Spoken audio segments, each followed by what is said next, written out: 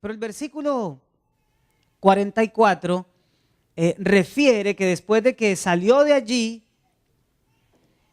dice, pues él mismo había dicho, a ningún profeta se le honra en su propia tierra. Ese versículo es como algo extraño, ¿no? O sea, atraviesa en medio de la descripción. 2 días después salió de allí y se fue a Galilea, porque él mismo había dicho, ningún profeta tiene honra en su propia tierra.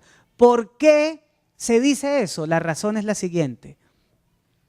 De la ciudad a donde Jesús estaba en ese momento, hacia Galilea, él debía pasar por un poblado, por una población que era sumamente conocida para Jesús. Era el pueblo de Nazaret. ¿Por qué era muy conocido el pueblo de Nazaret por Jesús? Pues porque allí el Señor Jesús se había ¿qué? Criado. Él nació en Belén de Judea, pero se había criado en Nazaret. Una población, hermanos queridos, terrible. Terrible. Tanto así que uno de los primeros discípulos, cuando escuchó que Jesús era de Nazaret, expresó así, sin pensarlo, se le salió. Y de Nazaret puede salir, ¿qué cosa? Algo bueno. No, si Nazaret es terrible. Nazaret era horrible. Tanto así que era muy conocida la ciudad porque habían muchos bandoleros que cuando las caravanas de comerciantes iban, se especializaban en robarlos, mataban a todo el mundo, se llevaban las posesiones de ellos, el dinero, el oro, lo que hubiera.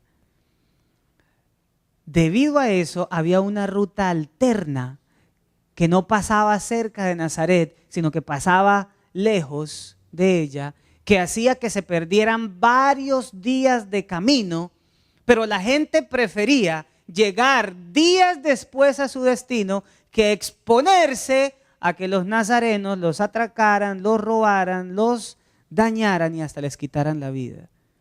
El Señor Jesús tomó esa ruta alterna.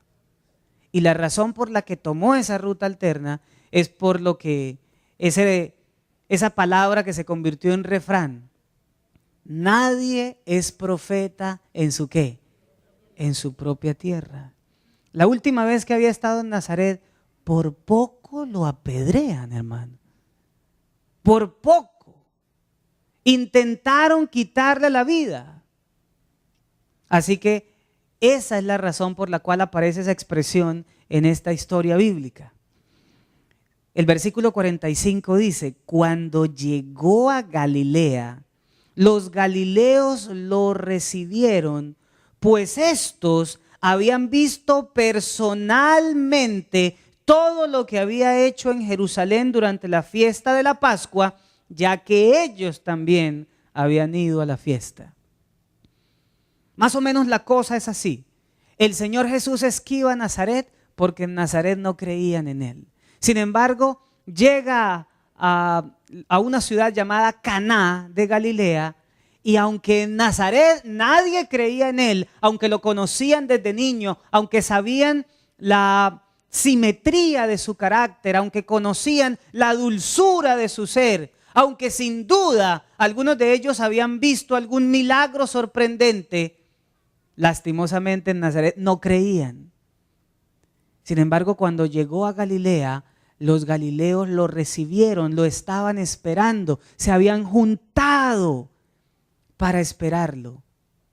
Y la razón por lo que se habían reunido para esperar a Jesús era cierto acontecimiento que había sucedido en la fiesta de la Pascua, a la cual ellos también habían llegado allá.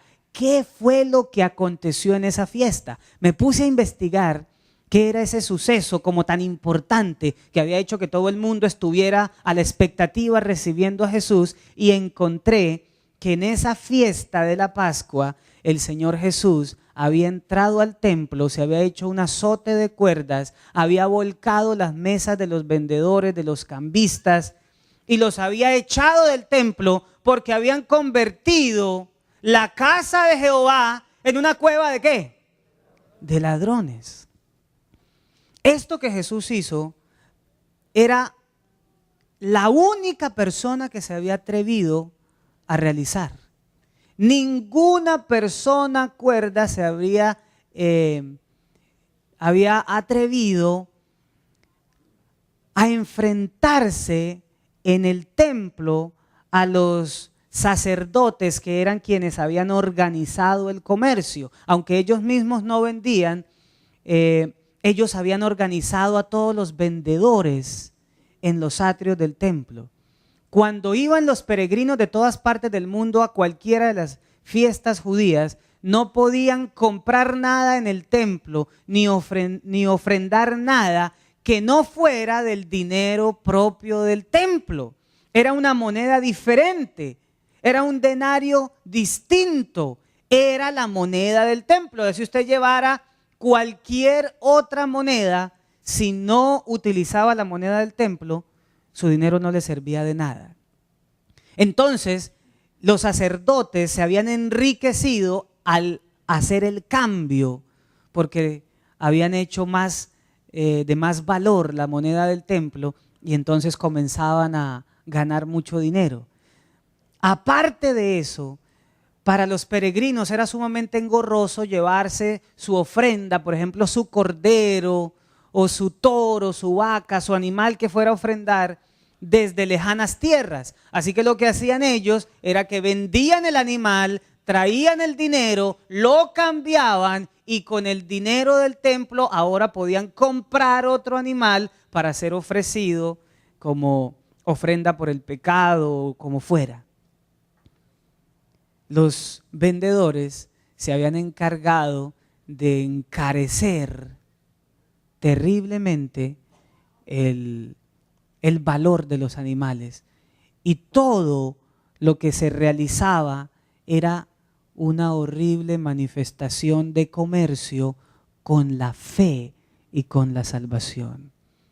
En vista de eso, el Señor reprendió de tal manera que todos se fueron, las monedas rodaron, las aves fueron sueltas, las sacaron de su jaula, los corderos huyeron, los cambistas se fueron, los vendedores estaban aterrorizados, porque cuando el Señor Jesús tomó ese azote de cuerdas, la divinidad fulguró en su humanidad y pudieron contemplar en el rostro de Jesús como el rostro de un ángel, ante cuya presencia santa los pecadores huyeron despavoridos.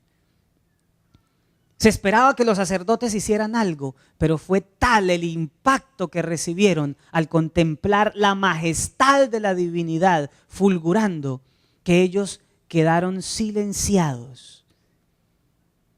Las guardias romanas estaban ahí al servicio del clero judío y ellos tampoco se atrevieron a chistar nada en absoluto. Y aquel día fueron expulsados del templo todos aquellos mercaderes.